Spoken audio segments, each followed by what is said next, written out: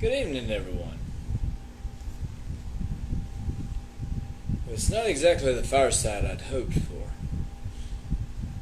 but it'll do in a pinch, I guess. Give a couple minutes for see if anybody jumps on right off.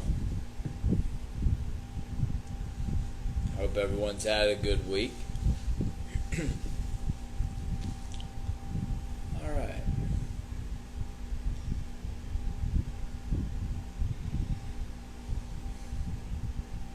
Tonight's ghost story.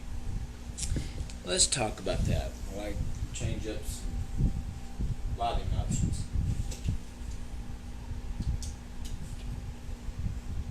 Okay.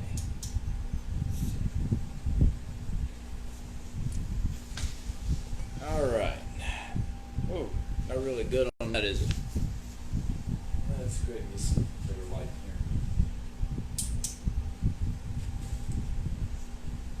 It's the only real drawback to where I live. It is actually a very, very dark place. So, if you saw in the news story before I got started, it said that there was a hint of tonight's story. Everyone likes music boxes, I'm sure. Now, I'm pretty sure there's some that don't. But for the most part, music boxes are a big part of our lives.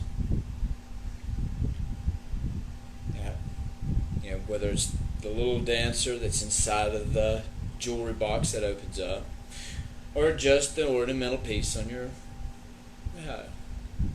the ornamental piece in like a cabinet. Well, tonight's story is one of my Legends of Lacy Road, and it's about music boxes.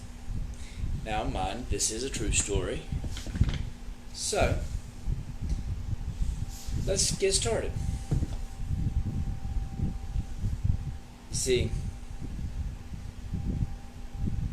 Mom had a china cabinet. Now, first of all, this china cabinet, there was a hutch that was for china, which, like the dishware and such, but she also had a hutch for collectibles. And this hutch sat in the living room of the old house, on top of an old writing desk, and it had glass plates in the front, and a door that closed too. Well, inside of that glass hutch was music boxes. There was a bunch of music boxes. My dad loved music boxes. Now, music boxes, for the most part, usually stay silent. And every once in a while, somebody would take one out, crank it up, and let it play. But it was the events that would happen after everyone would go to bed. That's where the real story began. You see, like I said, that old hutch had a door that you had to open and close. That was the only way in and out of that hutch. And inside that hutch was around a dozen or so music boxes. The music boxes would stay silent all day long unless someone picked one up to play it. But it would stay silent all night long. Well, our family usually went to bed around 11:30, giving time for the news to go off. And an eerie silence would settle over the house. And all would remain quiet. Then shortly after midnight, you would hear one of the music boxes start to play. And then another would would start to play.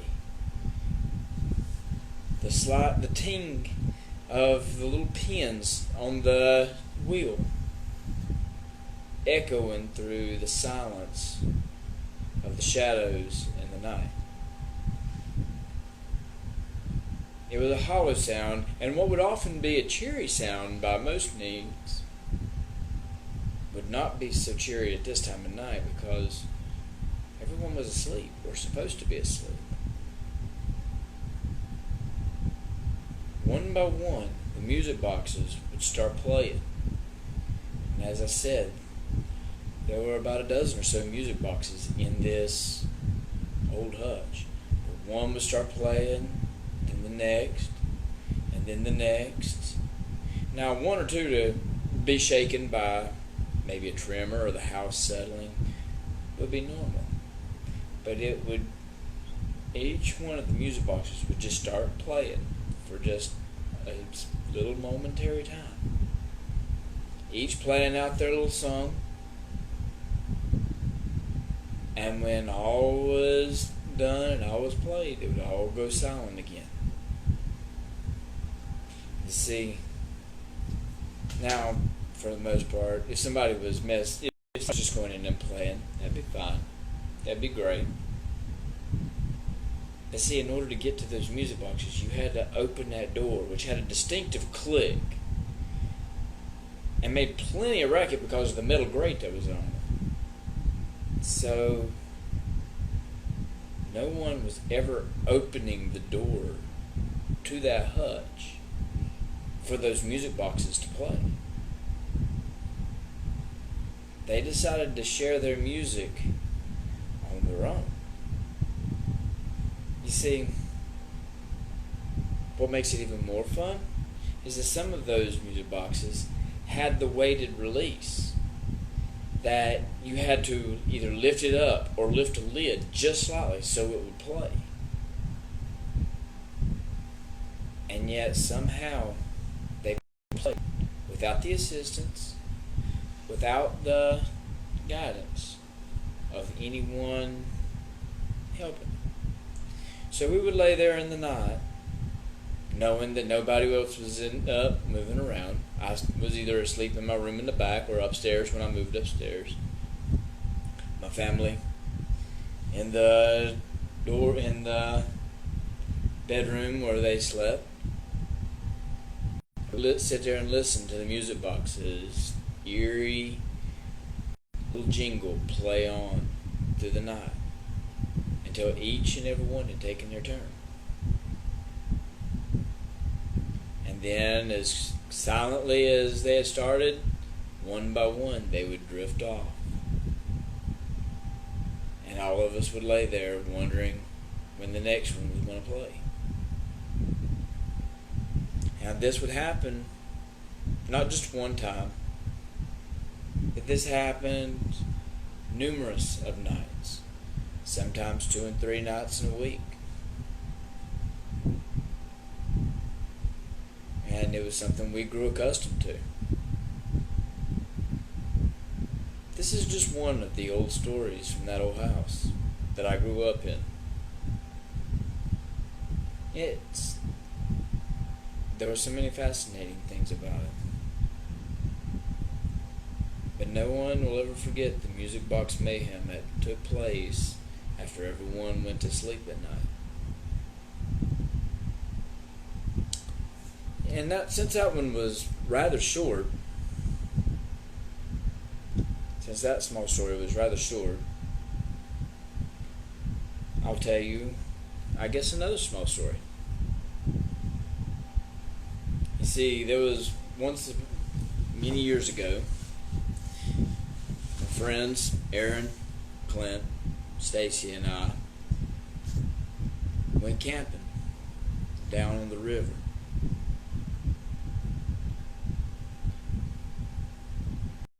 Now, we played Halloween songs, or not Halloween songs, but Halloween sound effects tapes at times to scare off the potential of anyone trying to move in on us in the cove next door because, quite frankly, you don't know what kind of weirdos are out there. I mean, just saying. But would play these tapes. Walt Disney's chilling, thrilling sound effects of the haunted house, horror sounds of the night, stuff like that. Well, there was a day when we were playing this music, we were playing these sound effects, and the shadows of evening drew on. The crickets and the katydids started raising in their song, and as it did, and the campfire was being stoked into life, the sound effects tape come to an end. Now mind, this was a day when we used cassettes, but the sound effects came to an end.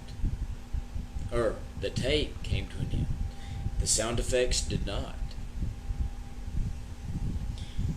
For you see, when the sound effects of the tape ended, off in the woods beyond where we were camping, which is also the site of where my old house used to sit, long before they tore it down and moved it up on the hill so that they could build the dam.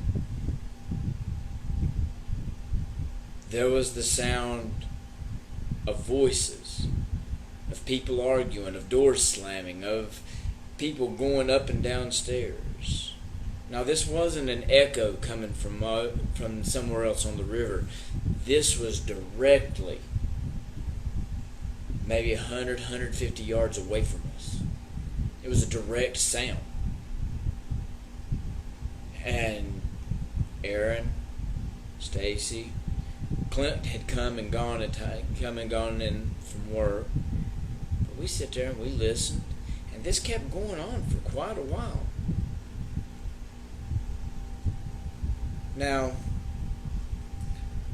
we had quit listening to the tape because we were so just enraptured by what was going on. I mean, there was a full argument being carried out. You could hear the voices. You could hear the slamming doors. But what was even more terrifying is when we heard the screams. And the screams went from a scream of anger to a scream of fear, and from a scream of fear to one of pain, which faded down into a groan of someone being murdered. This had Stacy, Aaron, and I basically looking at each other over the fire pit and wondering just what was going on. At that moment, you could hear one of the doors open, and you heard the heavy thud, just the hollow thud of something with dead weight being dragged downstairs. And a door opened, and it being dragged out and dragged down. And then as soon as that happened, you heard the voices start up again, and they were fussing, and it was going on, and so it carried on. Now this carried on way on into the night, and heard another scream. It sounded like a man screaming, man getting murdered. His voice groaning as his breath left his body, and we heard the dull thud of something dragging him downstairs and out the door again. Now there's no house back in this area. It's all woods, except for the old foundation of the house that once sat there, which was my old house, in its original form, in its original place. This went on till about 1 in the morning, and it faded out. After the final death that we assume is what was being played out, it just faded out and was no longer heard. These events played on Aaron, Stacy, and I for a long time. And when Aaron and I tried to explain it to my mom, she tried to explain it away by one of the houses in the development way up in another part of the cove. But we tried to explain, no, this was not an echo. This was a direct sound coming from a certain direction. Well, as it goes, the story passed on. My friends and I shared it amongst each other. And we kept telling about it, talking about it. But when I began my Legends of Lacy Road series, back probably about 2015, after I had posted my final story, my brother wrote me. And he said, Randy, or what, which is what my family know me as, said, I have a Legend of Lacy Road for you. I was like, okay, cool, great, I want to hear it. Well, he proceeded to tell me about the night before he went to the Navy. About 10 years before the events with Aaron and I, and Clint and Stacy. Excuse me. And he told me about how it was in the middle of the night and he took a walk down into the woods, back into the old cove where the old house used to sit, which is on the other side of where we were camping, which is exactly where we were hearing the sounds. And he wrote and told me about how he and Barkiller, his dog, was sitting there, and they began hearing an argument in the woods.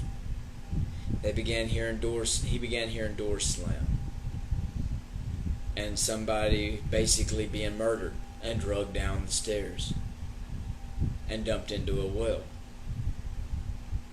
Now, yes, he did embellish on it for story's sake, but as I read this story, I had to ask him, did this really happen? Did these events actually happen to you? And he admitted, said, yeah, even though I embellished on some of this for the story, the screams, the argument, the person being drugged down the stairs, he said, this happened about the night right before I went to the Navy. The hair on the back of my neck stood up as I read mine and Aaron's story being told to me by my brother in his own experience. There was no housing development up in that area at that time, in that other part of the cove, when my brother heard this, because this was 10 years before the events that took place with me, Aaron, Clint, and Stacy. So to this day, I have very good reason to believe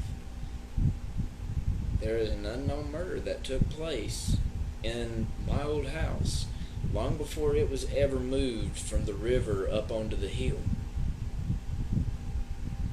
And those events still play themselves out from time to time down in those woods. And if you're down in those woods at the right time, in the right place, with the right conditions, you'll hear an argument. A very heated argument. With slamming doors and raised voices and shrill screams of anger, fear, pain, and death. You'll hear the groans of the breath leaving someone's body. You'll hear the thuds of something being drugged downstairs, and the doors shutting as is being done, and it will carry on into the night until it has finished playing itself out.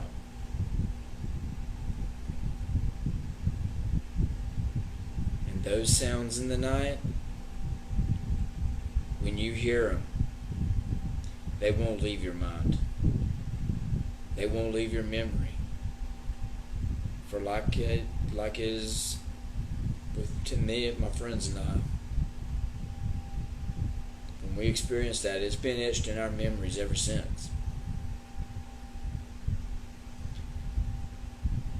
And is one of the unknown mystery legends of Lacy Road. I hope you enjoyed tonight's stories. Hopefully, if everything works out, I will be writing this Sounds in the Night down, and we'll be sharing it as one of the Legends of Lacy Road this year. I thank you, each and every one, for joining me, and I hope that you will join me next week as we do the third part of Ghost Stories by the Fireside, and maybe it'll actually be a fireside. This is W.R. Frady, everyone. Wishing you all a good weekend. And also, before I go, I would like to offer a moment of silence in remembrance of the events of 9/11/2001 and the lives lost there, the sacrifices made, and the heroes who triumphed. Just a quick moment of silence.